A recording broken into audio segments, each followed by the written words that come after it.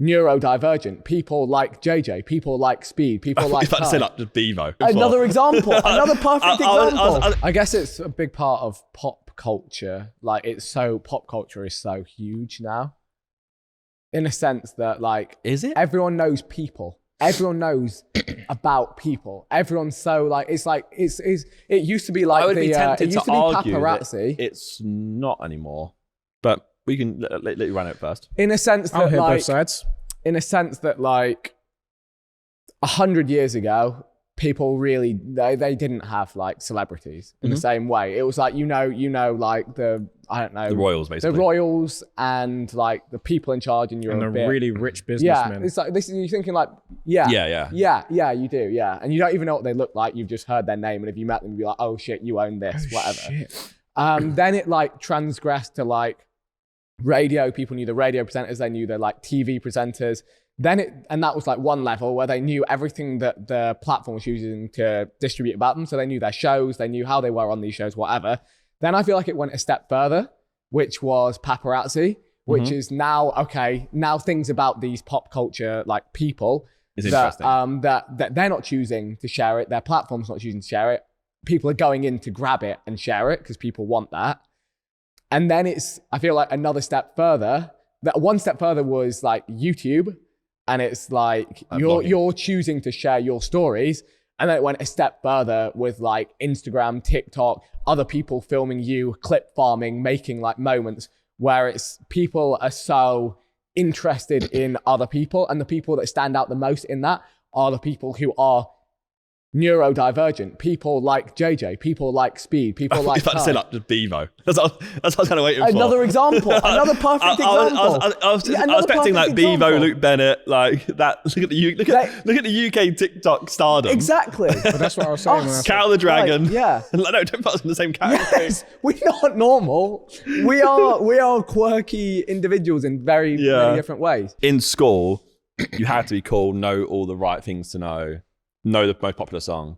I was going to say that I feel like pop culture is now dying because what like normality is now the stuff on TikTok that's the best. Like we had the whole edited, the YouTube craze real. You had where like we had like merchandise being massive and we had like let's say the Brit Crew like that like you know where it was fandom was crazy. I think fandom's dead now. For YouTube, yes.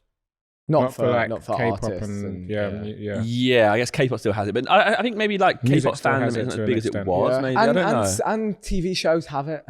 Like there's people so obsessed with like certain like. Yeah, but it's so much smaller now. I read a paper on my dissertation when I was writing my dissertation about YouTube and stuff about fandoms and how because of the diversification of media and like how everything's more spread out than it was even like 3 years ago. Like because even when you guys came up.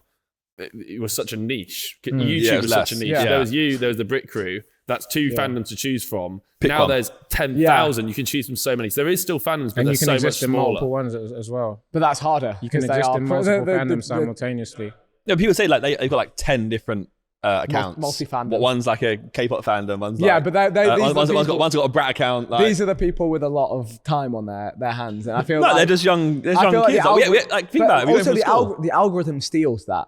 The algorithm steals fandom in a lot of ways. I guess it also builds it because it knows what fandom you're in and feeds you content for it. No, it definitely builds it. But also it's designed, the algorithm's designed to provide novel experiences and content and test the water with it. So it's always trying to push you out of what you're interested in into other things just to trap you there until you're bored of it and then move you on to the next thing. It has to be. Yeah, it is really interesting Which is also weird because like think about that. Like the TikTok algorithm could decide. TikTok algorithm is crazy. Yeah, it could decide, actually, you know what? We're seeing people less interested in this artist fandom. Like, okay, Swifties are not picking up as much content. But if we show Swifties Sabrina Carpenter content, they like that, they're watching that longer. So like, they can basically naturally just create their own thing. It is interesting. So I was about to say, like, don't you think is it weird that everything we now kind of touch media form is algorithm? Yes, it's terrifying. So, like, and people then believe the world revolves around their algo. For sure. Inadvertently, they don't realize it. Because the assumption is, I see this, so you should see this. Because that's kind of how it always was. And I guess like it is manifested and like with TV, like obviously it was kind of, like there's an argument that it was controlled. Could be good. Yeah. Can be very bad. Has a lot of good in the fact that it's a controlled narrative that is kind of like selecting what kind thought out before. viewpoint. Well, that's why people always big up. That's been observed. The BBC. Having fun? Head on over to sideplus.com to get the full exclusive experience.